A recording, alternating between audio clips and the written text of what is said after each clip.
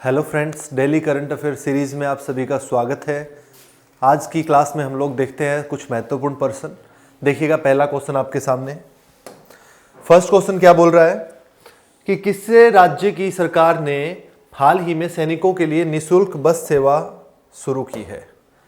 किस राज्य की सरकार ने की है सैनिकों के लिए निःशुल्क बस सेवा की शुरुआत? ये आपसे पूछ रहा है। पंजाब, हरियाणा, राजस्थान और असम। देखिएगा, जो हमारे सेना के जवान हैं, उनके अदम्य साहस के लिए, उनके बलिदान के लिए, उस चीज़ को देखते हुए राजस्थान गवर्नमेंट ने लगभग 700 के आसपास जो जवान हैं उनके लिए जो है निःशुल्क बस सेवा दी है।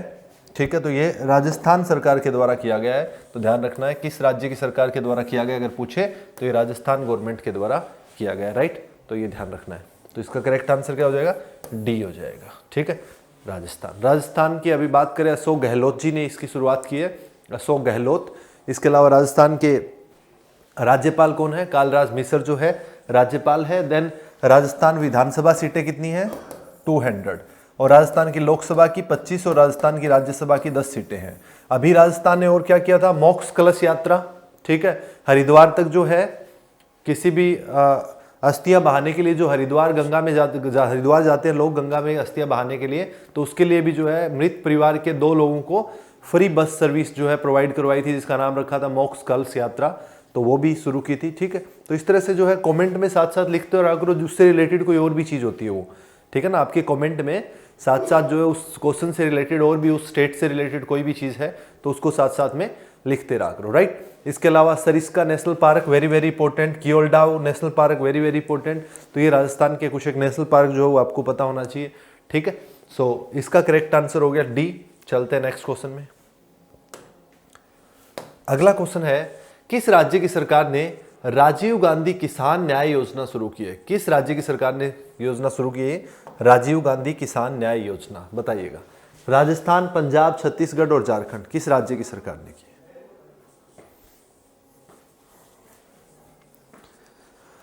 राजीव गांधी किसान न्याय योजना जो है वो एक्चुअल में 19 लाख किसानों को फायदा पहुंचाएगी छत्तीसगढ़ के अंदर। छत्तीसगढ़ गवर्नमेंट ने योजना शुरू की है। इससे क्या होगा? छत्तीसगढ़ के 19 लाख किसानों को डायरेक्ट बेनिफिट मिलेगा इस चीज का। कैसे?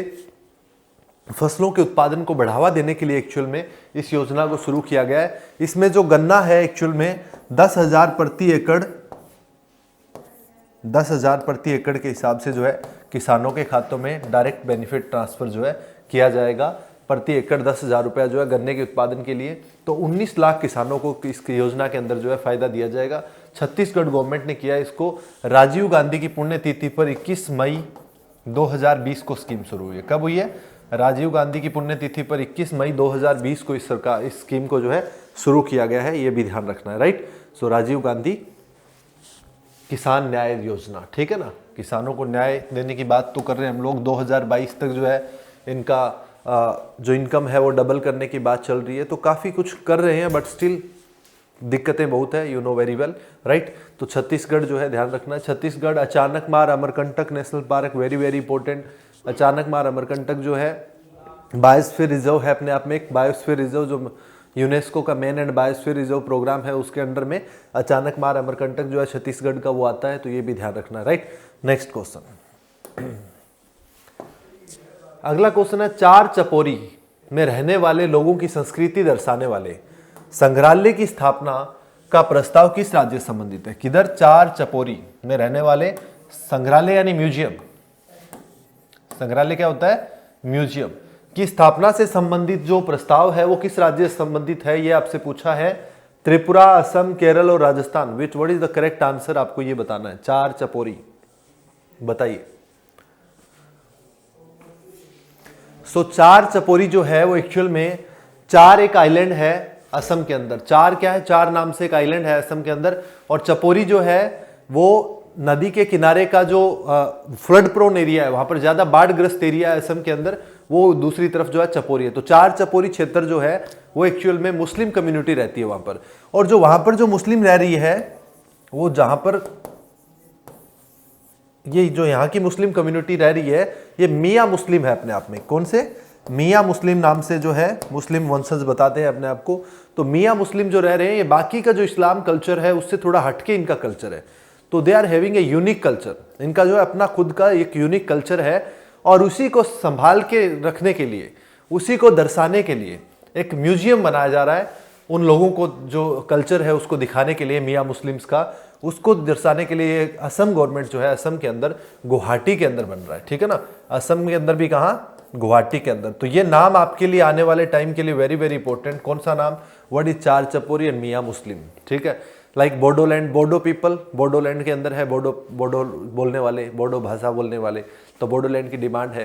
तो उस टाइप से जो ये चीज़ें हैं उनका बारे में आपको आइडिया होना चाहिए, ये नाम इस टाइप से पूछ लिया जाता है। तो चार चपोरी न्यूज़ में आया, तो चार चपोरी कहाँ है आपसे पूछ लेगा, असम के अंदर है। चार चपोरी में रहने वाले लोग जो है वो किस समुदाय से है, तो मुस्लिम समुदाय से, मियाँ मुस्लिम समुदाय से जो है अपने आप को ये लोग बताते हैं। तो ये ध्यान रखना है, इन्हीं के लिए जो है गुवाहाटी के अंदर म्यूजियम बनाया जाएगा इनके कल्चर को दर्शाने वाला, राइट। इसके अलावा असम की बात हो रही है, तो असम के अंदर आपको पता होगा एनआरसी, असम समझौता कब हुआ था, 1985। इसके अलावा एनआरसी लागू हुआ।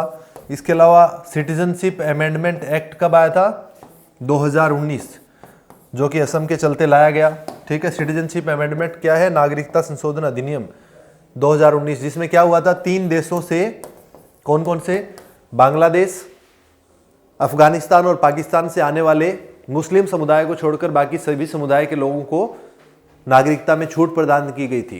तो वो किसके तहत थी, सिटीजनशिप अमेंडमेंट एक्ट 2019 के तहत, राइट। तो ये चीजें आपको ध्यान रखनी है, क्लियर। तो इसका करेक्ट आंसर क्या हो गया, बी, असम। नेक्स्ट क्वेश्चन, अगला क्वेश्चन है, किस देश में बड़े पैमाने पर 500 मीटर लंबे कोरल रीफ की खोज की है। किस चीज की खोज की है, कोरल रीफ। क्या होता है coral, what are coral, coral reef की खोज की है, ये आपसे पूछ रहा है। कोरल क्या होते हैं, देखो कोरल जो है वो एक्चुअल में एक साइंस के अंदर बात करें तो एंथ्रा जो फैमिली का एनिमल है, जो एक कॉलोनीज में रहते हैं, अपने आप में कॉलोनीज में रहते हैं, इकट्ठे रहते हैं, मतलब बहुत सारे। और ये अपनी बॉडी से जो है डेथ होती रहती है, और अपनी बॉडी से जो है ये कैल्शियम कार्बोनेट सेक्रेट करते रहते हैं। तो एक के बाद जमा हो के पूरा का पूरा जो है ये आइलैंड बना सकते हैं। ये कॉलोनी में रहते हैं तो पूरा का पूरा जम के जो है वहाँ पर पूरा का पूरा एक आइलैंड बना सकते हैं। जैसे कि आपको पता होगा हमारा लक्षद्वीप आइलैंड जो है, हमारे देश के अंदर जो लक्षद्वीप जो हमारा है द्वीप समूह है, वो पूरा का पूरा एक कोरल द्वीप है। समझ रहे हो इस चीज को, वो पूरा का पूरा एक कोरल रीफ से बना हुआ है। उसी प्रकार विश्व की सबसे जो बड़ी कोरल रीफ की लाइन है, या सबसे बड़ी जो कोरल रीफ की पट्टी है विश्व के अंदर, तो वो आपकी कहाँ पर पाई जाती है, वो आपकी ऑस्ट्रेलिया के अंदर जो है, ऑस्ट्रेलिया का जो ये वाला हिस्सा है यहाँ पर जो है ग्रेट बैरियर रीफ नाम से, ग्रेट बैरियर रीफ, ये यहाँ पर पाई जाती है, ग्रेट बैरियर रीफ, ठीक है ना। विश्व के अंदर जो ऑस्ट्रेलिया के अंदर सबसे बड़ी जो है ग्रेट बैरियर रीफ यहाँ पर पाई जाती है, जो कि ऑस्ट्रेलिया के उत्तर पूर्वी क्षेत्र के अंदर पाई जाती है। अब पूछ रहा है कि 500 मीटर जो है 500 मीटर लंबे कोरल रीफ की खोज की गई, ये कहाँ पर की गई है, तो ये आपके सामने अब क्वेश्चन आ रहा है। तो देखिए 500 मीटर वाली जो है ये भी अभी ऑस्ट्रेलिया के अंदर वहीं पर खोजी गई है।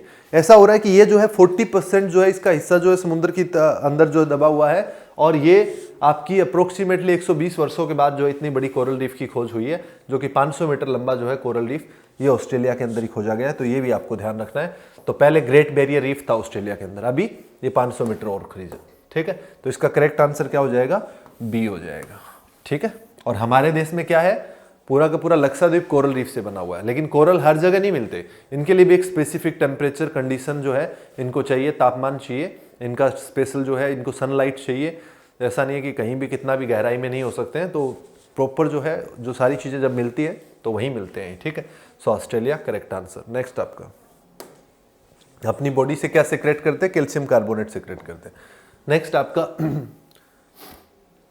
किस मैसेजिंग ऐप को अपनी यूनिफाइड पेमेंट्स इंटरफेरेंस यूपीआई सेवा पर लाइव जाने के लिए national payment corporation of India NPCI से मंजूरी मिल गई है। पूछ रहा है किस मैसेजिंग ऐप को अपनी यूनिफाइड पेमेंट इंटरफेस सेवा पर लाइव जाने के लिए NPCI national payment corporation of India से मंजूरी मिल गई है। टेलीग्राम, शेयर चैट, व्हाट्सएप और लाइन, किसको मिली है बता दीजिएगा। ऑप्शंस बड़े इजी है, ऑप्शंस जो है उससे आप आसानी से बता सकते हो, कोई इश्यू नहीं है। वैसे बताइए फटाफट किसको मिला है। National payment corporation of India जो है एनपीसीआई, यही देखता है डिजिटल पेमेंट का पूरा जो है कार्यक्रम। ठीक है, यूपीआई आईडी आपको पता है, उसने लाइव जाने के लिए यूपीआई आईडी जो चाहिए तो वो उनको मिल चुकी है, अभी किसको दी गई है ये आपसे पूछ रहा है, बताइएगा। तो ये हुआ है WhatsApp, Facebook account WhatsApp. WhatsApp का मालिक अभी कौन है? फेसबुक ही है व्हाट्सएप का मालिक। ठीक है, तो व्हाट्सएप पे जो है आपका, जैसे नीचे की तरफ आप जहाँ अटैचमेंट का ऑप्शन आता है तो वहाँ पे कॉन्टैक्ट, गैलरी, ऐसा जब लिखा आता है तो वहीं पे एक और ऑप्शन आएगा पे का। ठीक है ना, तो व्हाट्सएप पे जो है वो शुरू हो रहा है और वहाँ से आप जो है व्हाट्सएप के थ्रू ही पेमेंट भी कर सकते हो। जैसे गूगल पे हो गया, इनसे करते हो उसी प्रकार से व्हाट्सएप से जो है वो डायरेक्ट आप पेमेंट कर पाओगे। लेकिन ये अभी जो है केवल और केवल एनपीसीआई ने, national payment corporation of India ने 2 करोड़ यूजर्स के लिए शुरू किया है। अभी बोला है कि 2 करोड़ यूजर्स को आप लोग जो है इस लिमिट लगा दिया गया है, उतनों को ही दे पाओगे, राइट। तो ये अभी किया है फिर व्हाट्सएप के साथ, और व्हाट्सएप ने इसके साथ जो व्हाट्सएप का खुद का कोई बैंक तो है नहीं, हाउ विल दे पेमेंट, तो उन्होंने किसके साथ जो है 5 बैंकों के साथ इसके लिए कॉन्टेक्ट किया है। 5 बैंक कौन कौन से हैं? ICICI, HDFC, axis bank, state bank of India, ठीक है, और आपका जियो पेमेंट बैंक, राइट। एचडीएफसी हो गया, एक्सिस हो गया, एसबीआई हो गया एंड जियो पेमेंट बैंक और इंडियन बैंक जो है, इन 5-6 बैंकों के साथ जो इनका कॉन्टेक्ट हो चुका है। ठीक है, जियो पेमेंट बैंक, तो इनके, ठीक है, तो इसका करेक्ट आंसर हो गया आपका व्हाट्सएप। क्लियर? नेक्स्ट क्वेश्चन, अगला क्वेश्चन क्या है? किस राष्ट्रीय लोक वित्त एवं नीति संस्थान एनआईपीएफपी का नया चेयरमैन नियुक्त किया गया? किसे किया गया है एनआईपीएफपी का नया चेयरमैन, ये पूछ रहा है। एनआईपीएफपी क्या है? ये क्या है आपका, इसके बारे में पता होना चाहिए। National institute of public finance and policy, public finance and policy. ठीक है, ये किसके अंडर में आता है? एक्चुअल में हिंदी में लिखा हुआ है वित्त एवं नीति संस्थान, ये किसके अंडर में आता है? ये एक्चुअल में आता है फाइनेंस मिनिस्ट्री के अंडर में। फाइनेंस मिनिस्ट्री करता क्या है? ये करता है एक्चुअल में वित्त मंत्रालय को आर्थिक मुद्दों से संबंधित जो है एक तरह से सुझाव देता है, उससे संबंधित बातें जो है वो शेयर करता है, उससे संबंधित मुद्दों पर जो है एक तरह से एडवाइस करता है। ये इसका काम है। वित्त मंत्रालय के अधीन एक स्वायत्त संस्थान है ये, ठीक है ना। वित्त मंत्रालय के अधीन है फाइनेंस मिनिस्ट्री के, बट स्वायत्त संस्थान है, यानी ऑटोनोमस है, राइट। इसकी स्थापना की बात करें तो 1976 के अंदर इसकी स्थापना हो गई थी, नॉट वित्त मंत्रालय, इसकी स्थापना की बात कर रहा हूं मैं, ठीक है ना। एनआईपीएफपी, करेक्ट, इसकी स्थापना 1976 में हो गई थी। अभी ये क्वेश्चन क्या पूछ रहा है आपसे? अभी वर्तमान में फाइनेंस मिनिस्टर कौन है? निर्मला सीतारमण, ये भी पता होना चाहिए। अभी ये क्वेश्चन पूछ रहा है कि किसको जो है इसका चेयरमैन नियुक्त किया गया है, तो बताइए किसको किया गया है चेयरमैन? चेयरमैन अभी नियुक्त किया गया है इसका उर्जित पटेल जी को। उर्जित पटेल, आपको पता ही होगा कौन व्यक्ति उर्जित पटेल है। उर्जित पटेल वही व्यक्ति है जिन्होंने आरबीआई गवर्नर थे, लेकिन समय कार्यकाल पूरा होने से पहले उन्होंने इस्तीफा दे दिया कि बस बहुत हो गया, इतना ही गवर्नरशिप करनी थी, हो गई है मेरी पूरी, अभी मुझे जाने दो, ठीक है। तो उर्जित पटेल ने छोड़ दिया था, तो अभी इनको जो है क्या बनाया हम लोगों ने, इसका चेयरमैन बनाया है, राइट। इससे पहले जो है इसके चेयरमैन कौन थे? इससे पहले जो है विजय केलकर जी थे। विजय केलकर, विजय केलकर कौन है?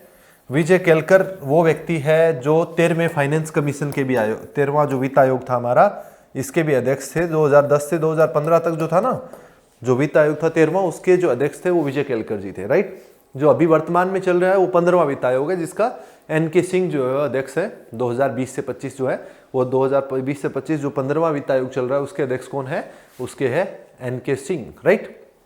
तो 13वें के विजय केलकर, 14वें के विजय वाईवी रेड्डी थे, आपको बताइए, ठीक है। तो इसका करेक्ट आंसर क्या हो जाएगा? इसका करेक्ट आंसर हो जाएगा डी, उर्जित पटेल जी, करेक्ट। नेक्स्ट क्वेश्चन, अगला क्वेश्चन आपका, किसे जम्मू और कश्मीर और लद्दाख के संयुक्त उच्च न्यायालय का मुख्य न्यायाधीश नियुक्त किया गया है?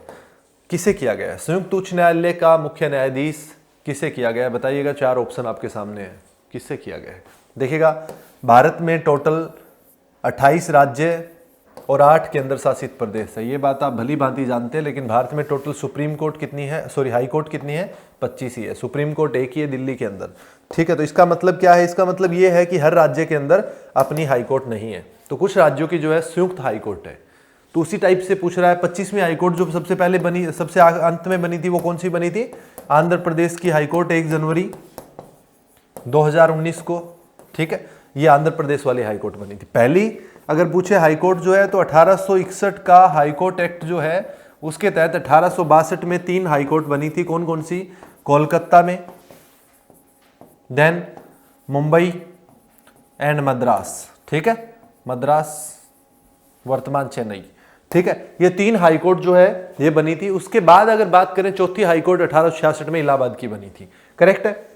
अभी पीछे तक दिल्ली एकमात्र यूटी होता था जिसका खुद का हाईकोर्ट होता था, दिल्ली, लेकिन वर्तमान में जम्मू कश्मीर का भी खुद का हाईकोर्ट है और ये केंद्र शासित प्रदेश भी है। तो आपसे ये पूछ रहा है कि जम्मू कश्मीर हाईकोर्ट जो है, जो कि अभी लद्दाख और जम्मू कश्मीर दोनों का, उसका चीफ जस्टिस कौन है? तो ये है गीता मित्तल। गीता मित्तल जो है उसकी चीफ जस्टिस है। जो जजेस होते हैं हाई कोर्ट्स के अंदर, इनकी संख्या तय नहीं होती कि कितनी संख्या होगी, ये निर्धारण जो है राष्ट्रपति द्वारा किया जाता है टाइम टाइम पे। सो ये संख्या जो है फाइनल नहीं होती कितनी होगी, ठीक है। तो ये आपको थोड़ा सा आइडिया और रखना है। Haryana and Punjab high court के चीफ जस्टिस कौन है? रविशंकर झा है, ठीक है, ये भी साथ में एक एडिशनल। और भारत का चीफ जस्टिस कौन है? सीजेआई कौन है अभी वर्तमान में भारत का मुख्य न्यायाधीश? तो वो है शरद अरविंद बोबड़े, करेक्ट है। तो ये चीजें आपको ध्यान रखनी है। नेक्स्ट क्वेश्चन, अगला क्वेश्चन क्या है आपका? अगला क्वेश्चन है किस भारतीय को हाल ही में यूएनडीएपी की goodwill ambassador to the poor बनाया गया है? किसको बनाया गया है यूएनडीएपी की goodwill ambassador to the poor? बताइएगा। यूएनडीएपी क्या है? एक्चुअल में यूएनडीएपी नहीं, यूएनएडीएपी है, ठीक है ना। क्या है? यूनाइटेड नेशन की एक शाखा है, united nation association for development, मैं फुल फॉर्म बता रहा हूं इसकी, development and peace, development and peace, ये इसका फुल फॉर्म होता है यूएनडीएपी का, ठीक है। इसकी goodwill ambassador to the poor बनाया गया। ये काम क्या करती है एक्चुअल में यूएनडीएपी? ये यूनाइटेड नेशन की जो संस्था है, इसका कार्य है किस चीज को बढ़ावा देना? इसका कार्य है कि इकोनॉमिक डेवलपमेंट को बढ़ावा देना और सोशल इंक्लूजन को बढ़ावा देना। सोशल इंक्लूजन मतलब सामाजिक जो है रूप से लोगों को इंक्लूसिवनेस होनी चाहिए सोसाइटी के अंदर, उनका भी जो है योगदान जो है उसको काउंट किया जाना चाहिए, उनके अंदर जो इंक्लूसिविटी आनी चाहिए तो उसको जो है शामिल किया जाना चाहिए। तो वो चीज़ सोशल इंक्लूजन जो है उसको बढ़ावा देती है और इकोनॉमिकल डेवलपमेंट को बढ़ावा देती है। ये यूएनडीपी का मुख्य रूप से कार्य है। अगर इसकी बात करें तो इसने goodwill ambassador to the poor अभी नियुक्त किया है। किसको? ये बात आपसे पूछा है। तो goodwill ambassador to the poor किसे नियुक्त किया गया? एम नेत्रा को। एम नेत्रा जो है ये एक 13 वर्षीय लड़की है जो कि तमिलनाडु की रहने वाली है। कोरोना में जब लोगों को इतनी पैसे की दिक्कत आ रही थी, खाना नहीं मिल रहा था, तो इसके पास जो 5 लाख रुपया इसने सेव कर रखा था इनके घर में, वो हायर एजुकेशन के लिए 5 लाख रुपया इन्होंने सेव किया था, जो उन्होंने जो है वो डोनेट कर दिया। तो ये अपने आप में एक बहुत बड़ी बात है, आउट ऑफ द बॉक्स काम है एक अपने आप में। सो इसके लिए जो है इनको ये goodwill ambassador to the poor बनाया गया, ताकि वर्ल्ड लेवल पे अब जो है ये united nations association for development and peace के थ्रू जो है ऑल ओवर द पुअर लोगों से इंटरेक्ट भी कर पाएगी, लोगों से बातचीत कर पाएगी और भी बड़े लेवल पे कुछ करना चाहती है। So she can do that, ठीक है। तो एम नेत्रा जो है तमिलनाडु की रहने वाली 13 वर्षीय लड़की है। She wants to become a civil servant. Civil servant जो है बनना चाहती है, सिविल परीक्षा जो है पास करके सिविल सेवा में जाना चाहती है। तो सी इसका करेक्ट आंसर हो गया, ठीक है। तो goodwill ambassador to the poor थोड़ा इंपॉर्टेंट क्वेश्चन है, ध्यान रखना है। See correct. नेक्स्ट क्वेश्चन, अगला क्वेश्चन है कौन रिचर्ड डॉकिंस पुरस्कार से सम्मानित होने वाले पहले भारतीय बने हैं? अवार्ड का क्या नाम है? Richard Dawkins. लेकिन बात क्या लिखी है? प्रथम भारतीय। बस इंपॉर्टेंस क्वेश्चन का यहीं से हो गया कि इसने लिख दिया कि पहला ही भारतीय जिसको ये अवार्ड मिला है। अवार्ड इतना ज्यादा इंपॉर्टेंट नहीं भी हो, क्या पता, but still it is important. लेकिन पहला ही भारतीय जिसको ये मिला है ये आपसे पूछ रहा है। तो अन्ना हजारे है, बाबा रामदेव है, अमिताभ बच्चन है और Javed Akhtar. What is the correct answer? आप लोगों ने ये बताना है, बताइएगा क्या इसका सही जवाब है। तो रिचर्ड डॉकिंस अवार्ड जो है वो एक्चुअल में क्या है? रिचर्ड डॉकिंस अवार्ड जो है ये 2003 से दिया जाता है, वैसे 2003 से दिया जा रहा है। एक रिचर्ड डॉकिंस जो व्यक्ति है, रिचर्ड डॉकिंस जो है एक महान अपने आप में विकासवादी और जीव विज्ञानी जो थे, उनके नाम से दिया जाता है। रिचर्ड डॉकिंस पुरस्कार जो है ब्रिटिश विकासवादी व्यक्ति थे, तो 2003 से दिया जा रहा है, ठीक है। तो ये किस लिए दिया जाता है एक्चुअल में? ये उन लोगों को दिया जाता है जो मानवता मूल्यों को बढ़ावा देते हैं। इसके अलावा विज्ञान हो गया, रिसर्च हो गया, विज्ञान हो गया, रिसर्च हो गया, शिक्षा हो गया, इन क्षेत्रों के अंदर जो है शिक्षा हो गया, तो मनोरंजन हो गया, इन क्षेत्रों के अंदर जो है ये आपका रिचर्ड डॉकिंस अवार्ड दिया जाता है, राइट। तो अब आपसे क्या पूछ रहा है कि इस बार का 2020 का जो दिया गया है, पहले भारतीय को कौन बने हैं 2020 में इसको मिला है, जो वो आपसे पूछ रहा है, बताइएगा। तो ये दिया गया है लेखक और क्या, लेखक भी है और स्टोरी राइटर है, एक तरह से अपने आप में संगीतकार भी है, जावेद अख्तर जी। जावेद अख्तर जी को मिला है ये, क्यों मिला है? इनकी तर्क संगत सोच, भारत में जो धर्मनिरपेक्षता है उसके मूल्यों को बढ़ावा देने के लिए, इसके अलावा मानवता मूल्यों को बढ़ावा देने के लिए, मानव विकास की बात को रखने के लिए, ठीक है ना। तो इन तमाम कार्यों के लिए जो ये अपने आप में एक्टिव रहे हैं इन चीज़ों के लिए, तो उसके लिए जावेद अख्तर जी को जो है रिचर्ड डॉकिंस पुरस्कार से दिया गया है 2020 के अंदर, जो कि पहले भारतीय बने हैं जिनको ये अवार्ड मिला है, ठीक है। इनसे पहले अगर बात करें तो इनका जावेद अख्तर जी जो है इनको पद्म भूषण भी मिला हुआ है, पद्म श्री मिला था, पद्म श्री भी मिला हुआ है, पद्म भूषण भी मिला हुआ है, 2007 के अंदर पद्म भूषण मिला था इनको। इसके अलावा जावेद अख्तर जी की बात करें तो ये राज्यसभा में एमपी भी रह चुके हैं। कहाँ पर? राज्यसभा में एमपी भी रह चुके हैं। 2010 से 16 के बीच में जो है राज्यसभा में नॉमिनेटेड मेंबर के रूप में इन्होंने काम किया है, ठीक है ना। तो ये कुछ एक चीज़ें जो है इनका बारे में ध्यान रखना है।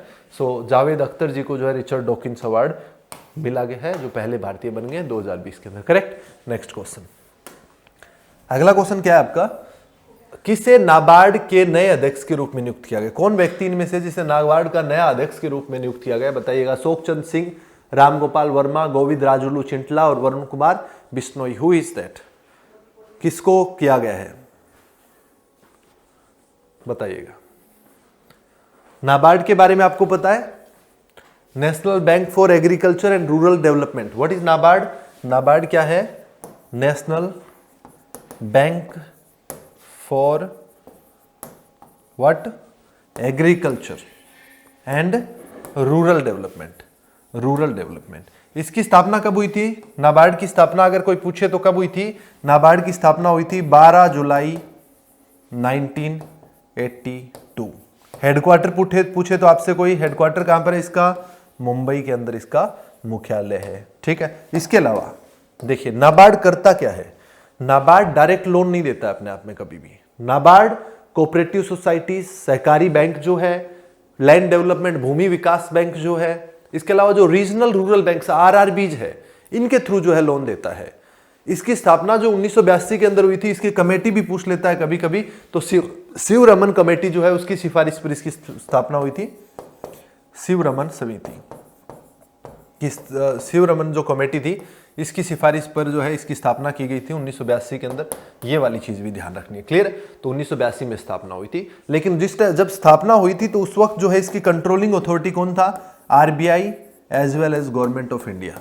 गवर्नमेंट ऑफ इंडिया दोनों 50-50% जो है परसेंट शेयरिंग रख रहे थे दोनों। इसका 100 करोड़ की पूंजी के साथ जो इसको शुरू किया गया था, आरबीआई इसको आपका नाबार्ड को 100 करोड़ की पूंजी के साथ शुरू किया गया। 50-50% जो ग्रामीण क्षेत्र है वहाँ पर जो आर्थिक जो मामले हैं उनको बढ़ावा देने के लिए या उनके विकास के लिए ग्रामीण क्षेत्र के लिए ये कार्य करता है, इसके लिए बैंक है। दूसरी चीज़ क्या है, अभी वर्तमान में इसका क्या स्टेटस है? तो अभी वर्तमान में जो है पूरा का पूरा होल्डिंग किसके पास आ गया है? अभी ये गवर्नमेंट ऑफ इंडिया ओन्ड है, आरबीआई का हिस्सा निकाला जा चुका है। अभी वर्तमान स्टेटस क्या है? पूरा का पूरा भारत सरकार के अधीन है नाबार्ड। नाबार्ड क्या करता है मैंने बताया, कब इसका स्थापना हुई, ये तमाम बातें हम लोगों ने की, ठीक है। अब ये पूछ रहा है कि इसका अध्यक्ष कौन है। अब ये वाला क्वेश्चन फिर आके अटक गया, बताओ कौन है अध्यक्ष, करो आंसर। कृषि और आर्थिक क्षेत्र में लोन देने का कार्य करता है नाबार्ड, बट डायरेक्ट लोन नहीं देता है नाबार्ड। और इसके अध्यक्ष कौन है अभी? तो ये है चिंटला जी, गोविंद राजुलू चिंटला जी, ठीक है। 2022 तक यही है, करेक्ट है। तो ये इसका सी इसका करेक्ट आंसर हो गया, क्लियर है ये चीज़। तो इसी के साथ आज के क्वेश्चन जो है यहीं पर समाप्त हो गए। सो तब तक रिवाइज करो पीछे वाला और पढ़ो। मिलते हैं अगली क्लास में, bye bye, thank you so much.